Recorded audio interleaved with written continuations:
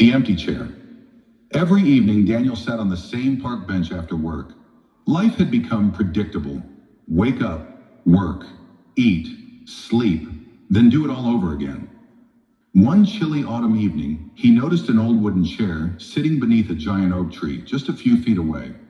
It looked strangely out of place, as if someone had forgotten it years ago. Curious, he walked over and brushed the fallen leaves from the seat. Carved into the backrest were four simple words: sit, be still, listen. Daniel smiled. It's just a chair, he whispered. Still, he sat down. For 5 minutes, nothing happened. No voice, no miracle, only silence. The next evening, he came back. Again, he sat in the chair.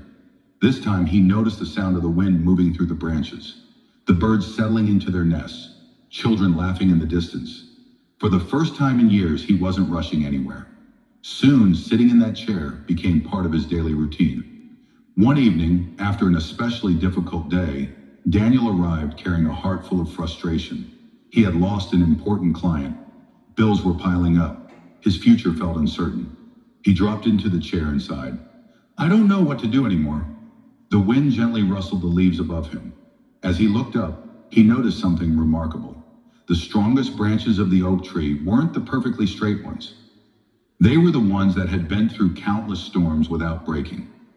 In that quiet moment, a thought settled deep within his heart. Faith isn't about avoiding life's storms. It's about trusting the one who holds you steady through them. Daniel closed his eyes.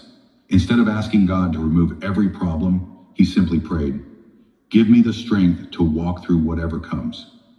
Nothing around him changed. The bills were still there. His challenges hadn't disappeared, but something inside him had. Fear slowly gave way to peace. Weeks later, a young man noticed Daniel sitting in the chair every evening. Why do you keep coming here? He asked.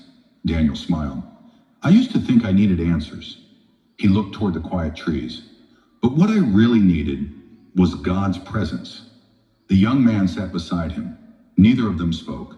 They simply watched the sun sink below the horizon.